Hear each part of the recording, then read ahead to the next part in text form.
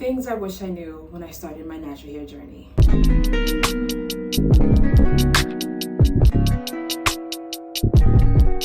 Let's get right into it. My hair porosity. I wish I knew how important knowing your hair porosity is. Your hair porosity is basically your social security in hair form. I wish I knew how important that is in terms of buying the right products, your moisture routine, because it's basically the key to knowing how to properly care for your hair. The first step in your whole entire natural journey is to know your hair porosity. And I learned that probably 5 years later.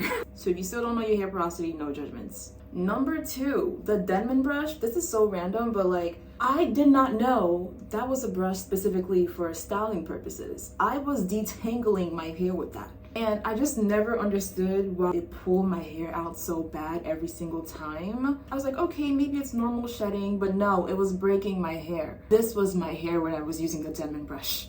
Can you see, do you see how see-through my hair was? I still get traumatized from seeing a Denman brush get close to my hair. Now I just finger detangle or use a wide tooth comb. I've heard about the Tangle Teaser. I haven't tried it yet, but eventually I will. But right now I just feel more comfortable with using a wide tooth comb and my fingers. I'd much rather be patient with my hair than rip it out like I used to. Number 3, my moisture routine. This basically ties into knowing my hair porosity.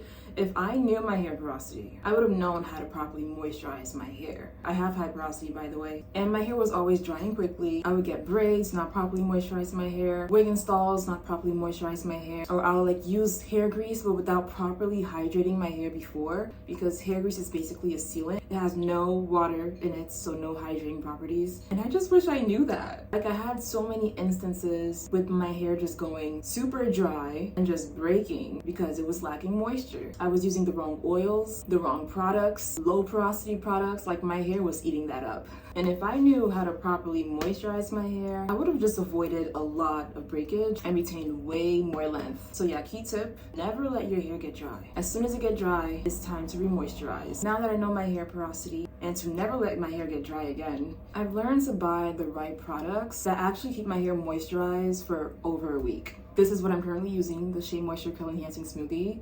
Goats. If you have high porosity, goats. Wash day was last week. Today's actually wash day and my hair is still moisturized. Does this look dry to you? Still moisturized. But yeah, just learning the LCO method. Now I know how to properly moisturize my hair and the right products to buy. God bless. I wish I knew that braids are actually way more damaging and not protect your styles at all. There's just so many things I could say about braids because it just makes me angry. From the fact that I've been doing braids back to back, that I was always putting gel on my scalp, blocking any hydration from penetrating, irritating my scalp for free, applying unnecessary tension, and you know what the worst part is? I wasn't moisturizing before applying those braids in. Oh my God, bro. Oh, hell no, man. So to my surprise, I'm taking my braids out, and then you see shedding, breakage, hair thinning, literally my edges too. I literally got a bald spot that I'm trying to recover from. I am traumatized. I will never be getting braids again, unless it's with human hair, because I've also learned that synthetic hair actually causes more split ends. I thought I was protecting my hair. I thought I was let's leave the wigs alone and let our scalp breathe. I was doing it the wrong way. It just wasn't that. But it's been 2 consecutive years that I've gone without braids, so I'm very proud of myself. I'm on my no braid journey.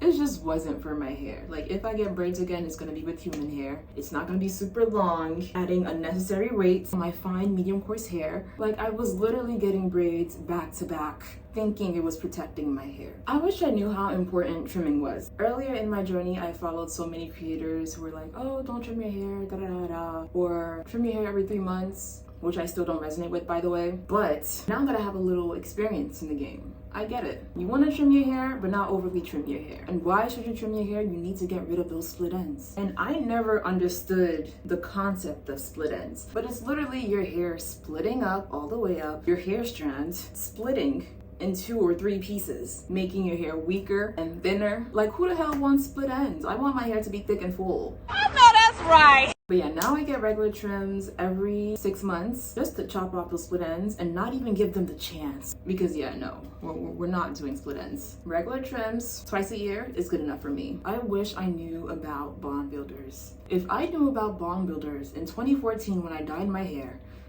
my hair would have been to my feet right now. 2014, I turned 16. Right before I went to college, I was like, I want to do something different. And mind you, I was super natural then too. But I was like, I want to do something different. I want to perm my hair and color my hair. Oh my god, yo. Oh my god. Like, so I literally permed and colored my hair back to back on my own. No professional stylist, anything, right? Boom. I am 16 in college now, and I have no idea how to even maintain this. I'm like, okay, no moisture, no nothing. It's cold as outside, and my hair is just breaking. So I'm literally combing my hair, and then it's just breakage. Horrible breakage. I feel like that was definitely a catalyst in my journey, because that's really actually when my journey started. Because from then, I had to start from zero, cut off the perm hair, the dye, everything, and start fresh. But I honestly started fresh multiple times throughout the journey. I wish I could actually put a timeline of how many times I had to cut my hair because I was doing things wrong since 2014. But yeah, if I know about bomb builders then, I just would have known how to properly maintain my colored hair, keep my curls, and keep my hair healthy.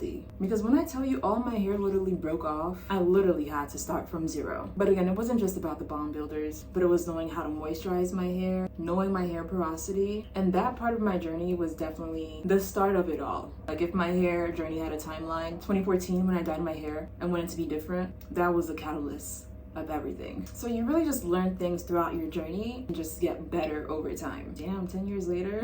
But yeah, it took me a while to get it. And that's why I just want to give people a shortcut, and why I teach the content that I teach about natural hair care, so that you don't have to go through all this time to figure it out like I had to.